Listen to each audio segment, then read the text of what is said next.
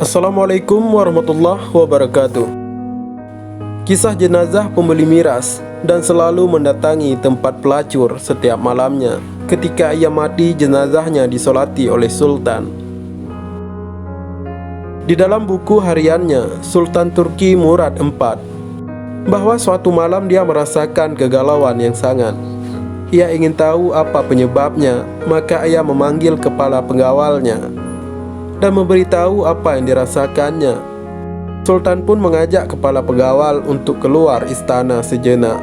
Di antara kebiasaan sang sultan adalah melakukan belusukan di malam hari dengan cara menyamar.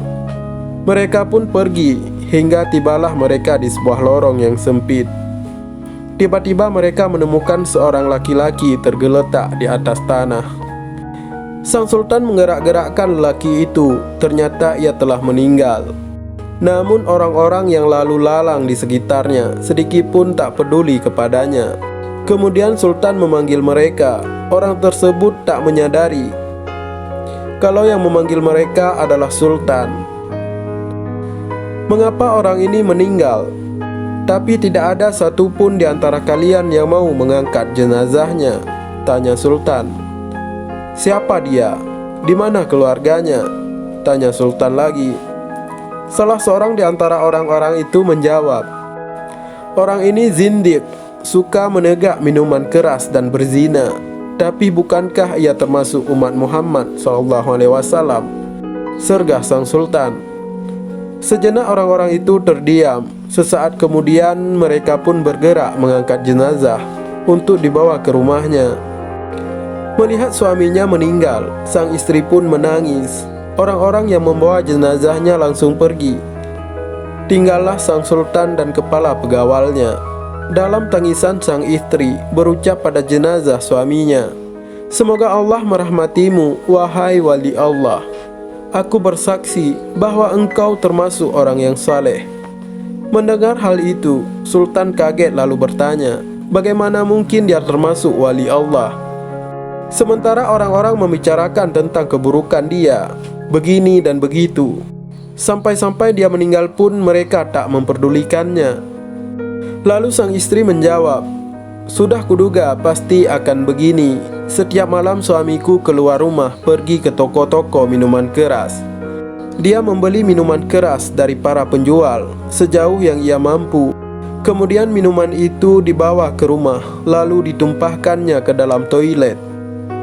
Sambil berkata, aku telah meringankan dosa kaum muslimin, kisahnya.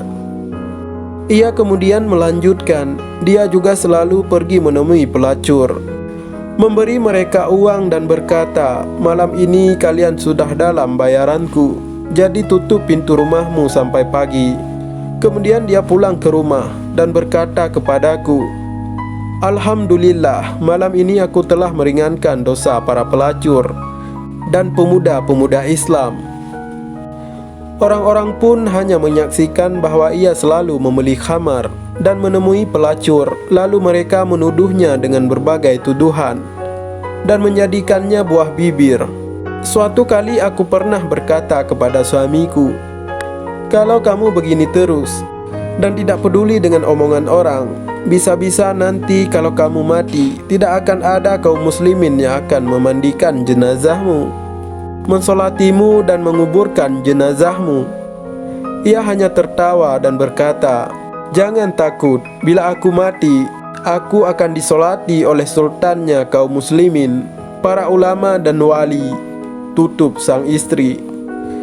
Mendengar itu semua, Sultan Murad pun menangis. Ia kemudian berkata, benar demi Allah, akulah Sultan Murad, dan besok pagi kita akan memandikannya, mensolatkannya dan menguburkannya.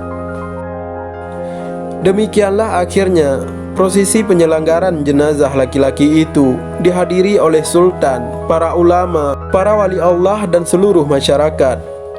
Sebuah pelajaran berharga yang dapat kita petik dari kisah ini. Jangan pernah mengharapkan penilaian manusia. Fokus pada perbuatan baik yang kita lakukan, karena yang kita harapkan adalah ridha Allah, bukan ridha manusia. Jangan pernah menilai orang dari luar atau kulitnya, karena sesungguhnya kulit atau bungkus hanya sebagai penglihatan semu semata. Semoga bermanfaat. Wallahu a'lam bishawab. Wassalamualaikum warahmatullahi wabarakatuh.